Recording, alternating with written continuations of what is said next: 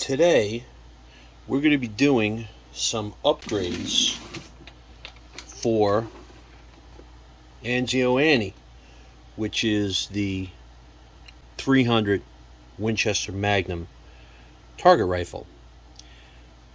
I'm going to be shooting my first competition in October, and we're filming this now. It's middle of August, so I've got some time, and I decided that we're going to upgrade to a real scope.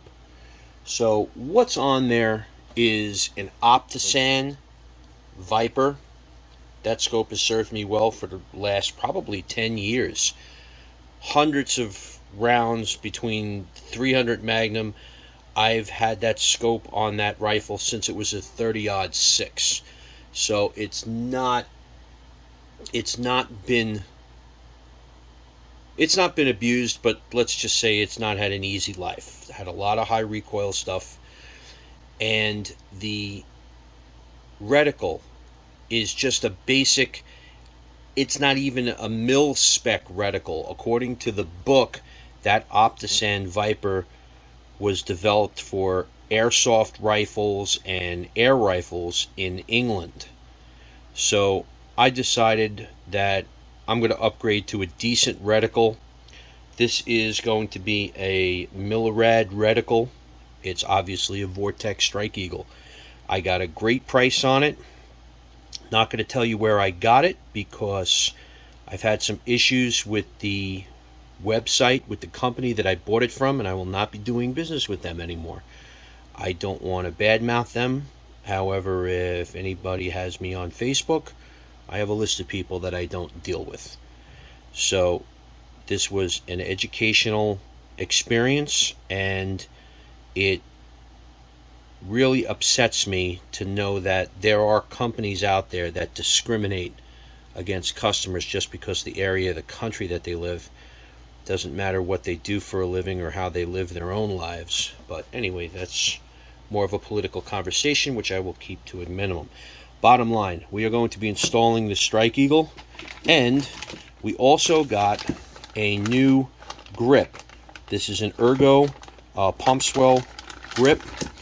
I've always wanted to put one of these on that rifle. I don't know why I didn't get the Ergo palm swell grip when I first built that chassis, that Evolution chassis, but Ergo is the grip that's on there right now without the palm swell. So I got one with that palm swell, so when I shoot, I could actually rest my palm on it, and that's the way I shoot.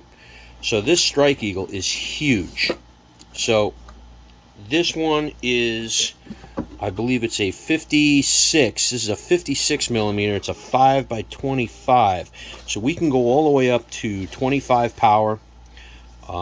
It's got, I believe, 34 millimeter main tube, and an EBR7 Millerad reticle. And I like the Millerad reticles. It's just, that's what I shoot. That's my preference.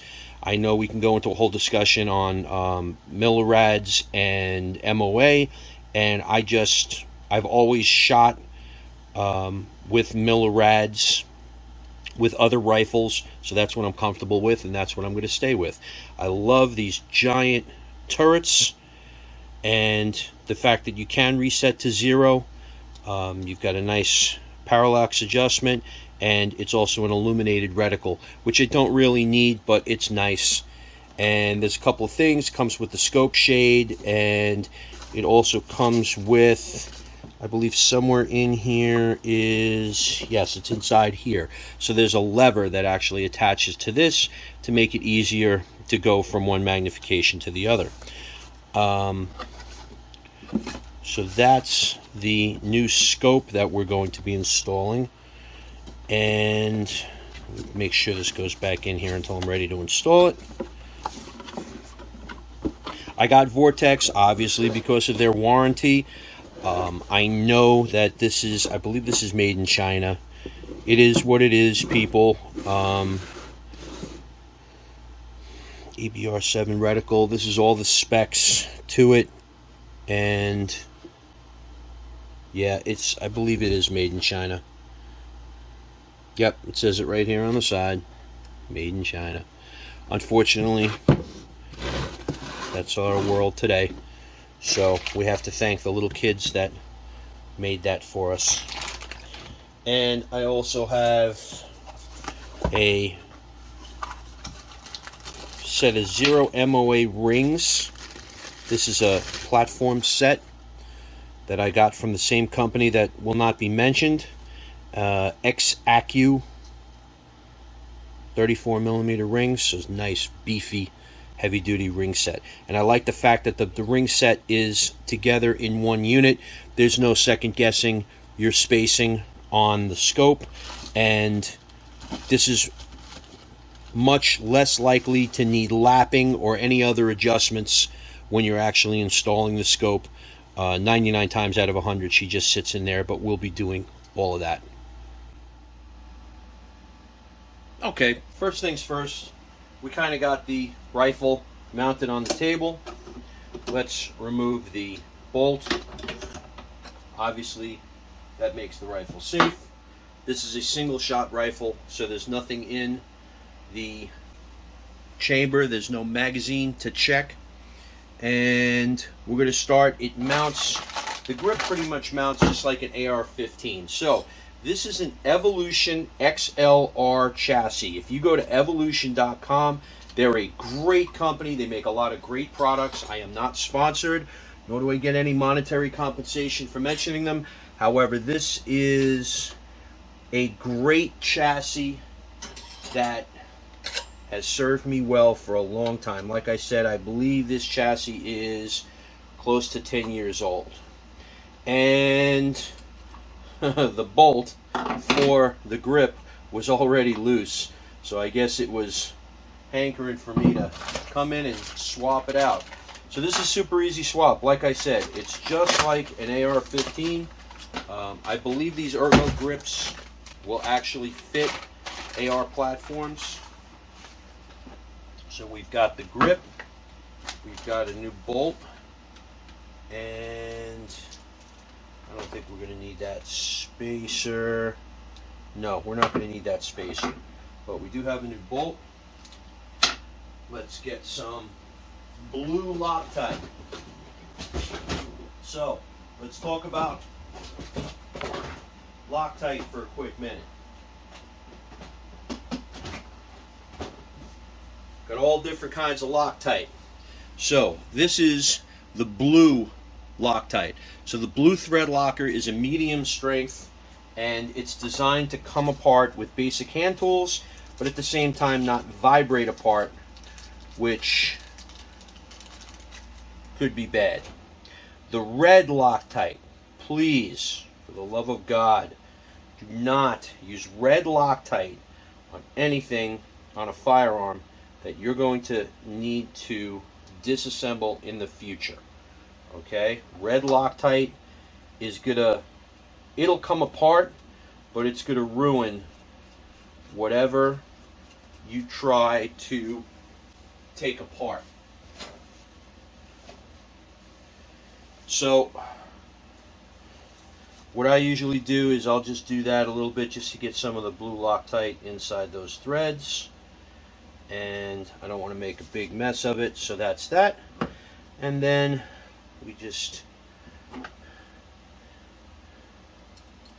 stick the bolt in there. Make sure it comes through like that. And then on she goes. Now, here's an interesting issue. Okay, so this is not exactly the right grip. So this is a grip for an AR platform rifle. So when this goes on, it's got this beaver tail on it. So we're going to have to remove that beaver tail, and then it should slide right into place with no other issues. So I'm just going to get a razor knife and cut that beaver tail off.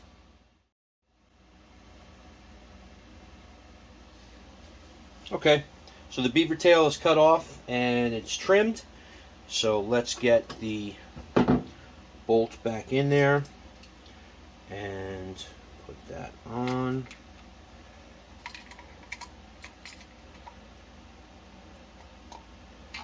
Okay.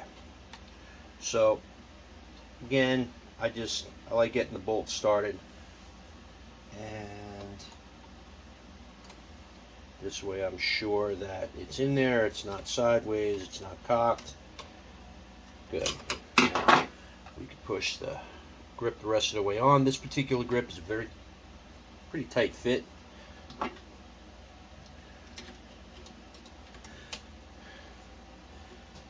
And then you just tighten her up and give her like 2 ugga-duggas. No, please don't use impact tools. Okay. That's perfect. Okay. Now, this palm swell is adjustable. Okay. So I'm going to leave it so that I can push it around a little bit. There are 2 screws, you can tighten that up. Alright. And that allows hand position on the rifle.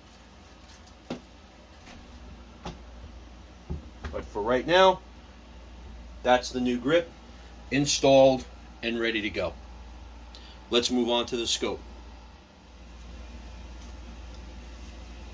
So, next step is getting the old scope off. The old scope is as simple as loosening up these 2 screws. And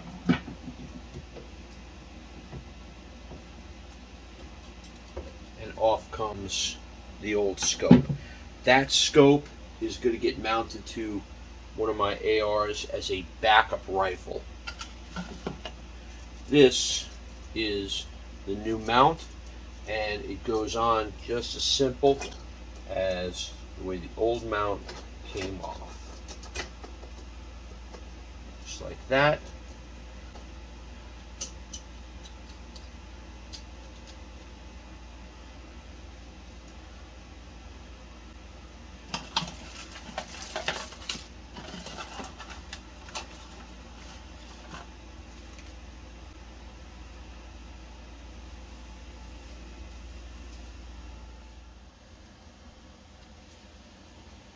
Alright, everything gets torqued, so we've got our Wheeler action wrench set to 30 inch-pounds, and that's what we're going to torque these Picatinny rail screws to.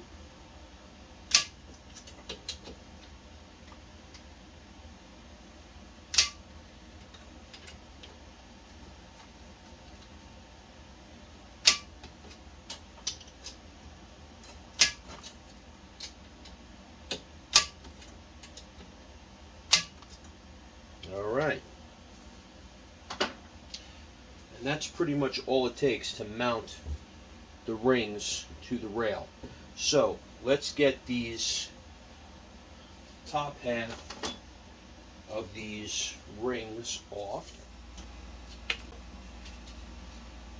This is as easy as resting the scope in.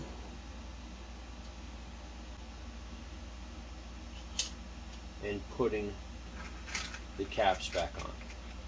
Now at this particular junction, we are not going to be tightening down on these caps. What we have to do is we have to set our eye relief. I didn't even notice that was on there. What did he tell me that was on there? So we have to set up our eye relief.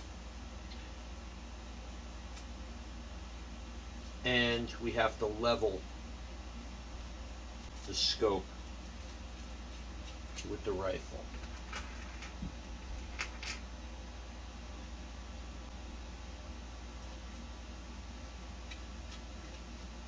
And the other thing you want to make sure of is that your your rings are high enough where you're not hitting any part of the rifle with the scope.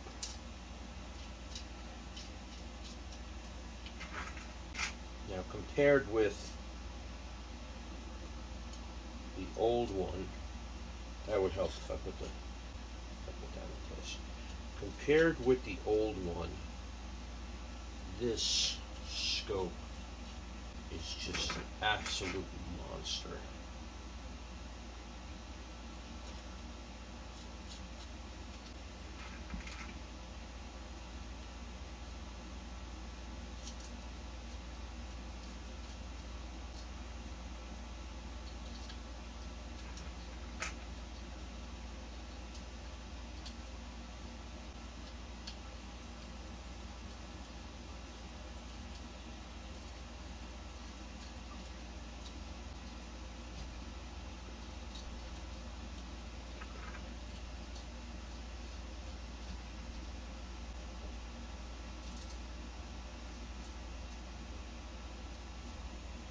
Okay.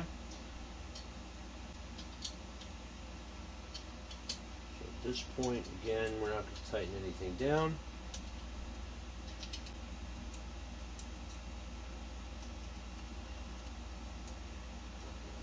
Okay.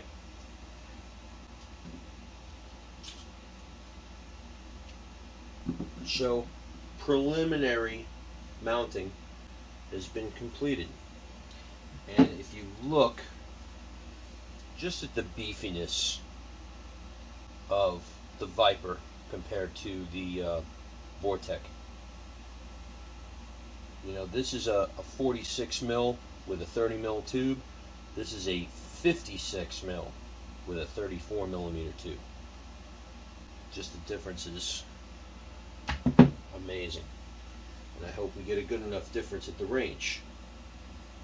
So the next step, set up our eye relief and get the scope leveled. Okay, so scope shadow is exactly what you're looking at there. Okay, so as you get the proper spacing of the scope, you're going to see a dark pattern around your line of sight, okay? And that's called scope shadow. And you want to have the scope adjusted so that there is no shadow around it, okay? Now each scope is going to be adjusted for a different person, so there's no one adjustment. So if I adjust this for me and then someone else comes and tries to shoot this rifle, it might not be adjusted correctly for them. But I'm not really concerned with that, because this is my rifle. This is what I'm going to be shooting. So let's adjust for shadow. All right, so get my glasses in place, and that's pretty much what we're looking at. So let's move it a little bit. Let's just try it. Yeah, bring it back, bring it forward. Right about there looks good. All right, and when you're doing this, you really want it on the highest magnification.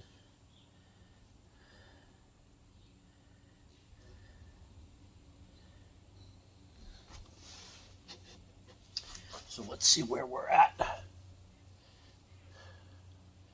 And that's the highest magnification we got.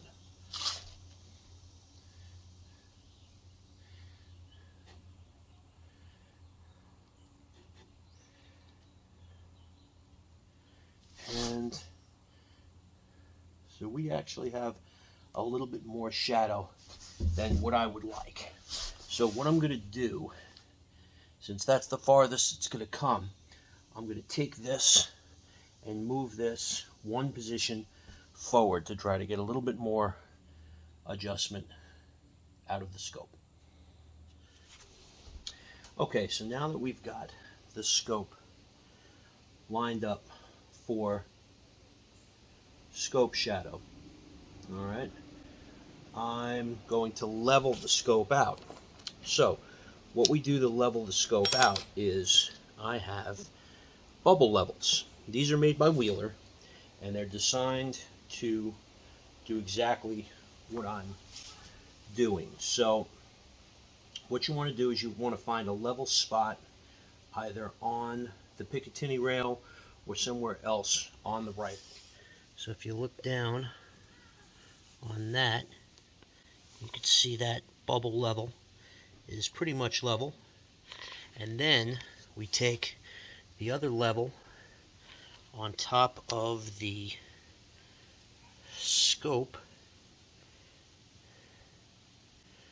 on top of the elevation turret, and we just level that out.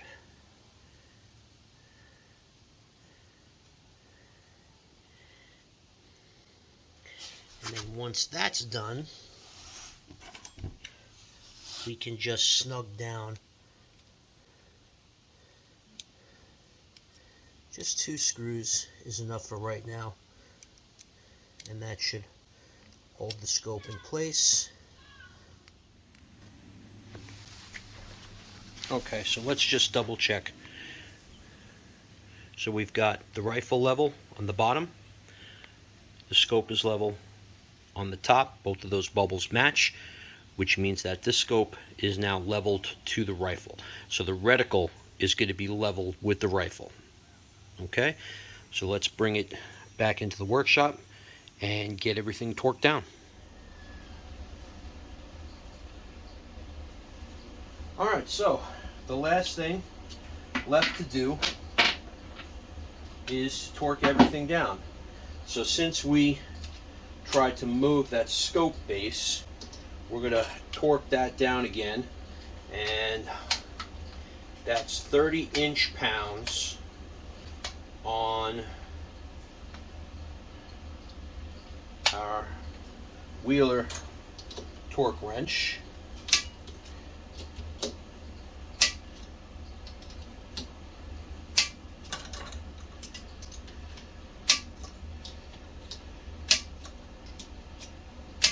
Alright, so that's that. Now we're going to move on to the actual screws. Now, Vortex has a disclaimer right on, that was attached to right on the scope, that it's not to exceed 18 inch-pounds.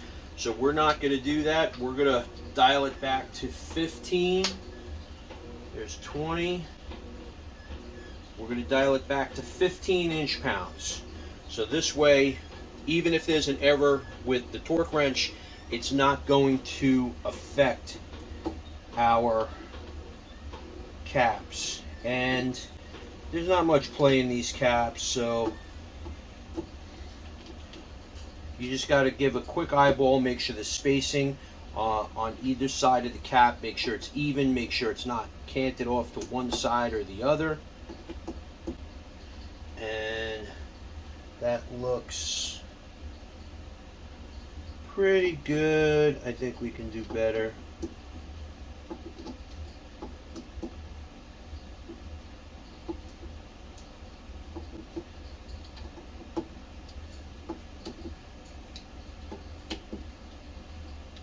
That looks much better, and there we go. And you go one side to the other and just cross them.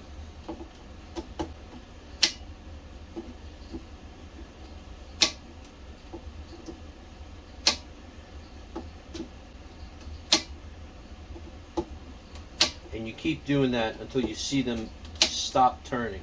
So like this is the second time around and I'm still getting a little bit of a turn off each one. Even if you got to do it 3 or 4 times. That's the third time around. Still getting a little bit of movement. And notice I'm holding the wrench from up top. This is where you have to do it for the torque, okay? Don't be holding the wrench down here and doing this because it's not going to torque yet.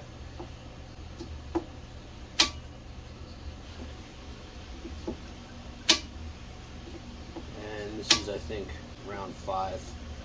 And that's it. Okay, so let's do the one in the front. And it's the same thing. Try to get the spacing correct. And that's it. That scope is on there. Last thing we're going to put on right here is we got this cool lever that goes on the magnification. So we're going to install that. And we'll install that right about there. Let's see about where the magnification is. That's 5. It's 10. That's 12. So right around 12, I would put that straight up.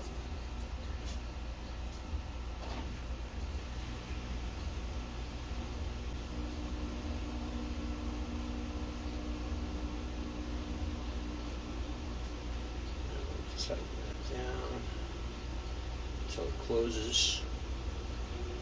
That's it, right for that. And there's our magnification. Down to 5.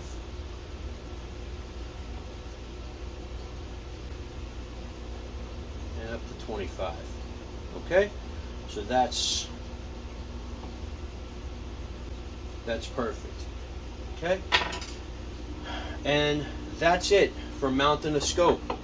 Got this cool sunshade. You want to be really intimidating, throw that sunshade on there. The only thing now is your covers. Oh, look at that. See if the cover, stretchy cover.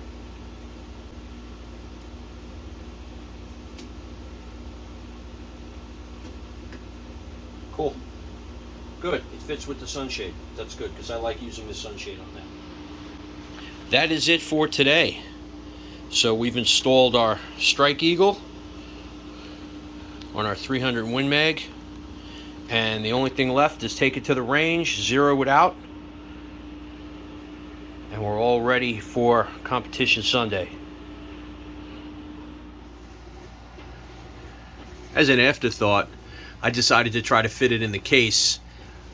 I realized that it might not fit, being that the Vortex is so much bigger than the Viper. But no, she fits. She fits snug, but she fits. So that's a good thing.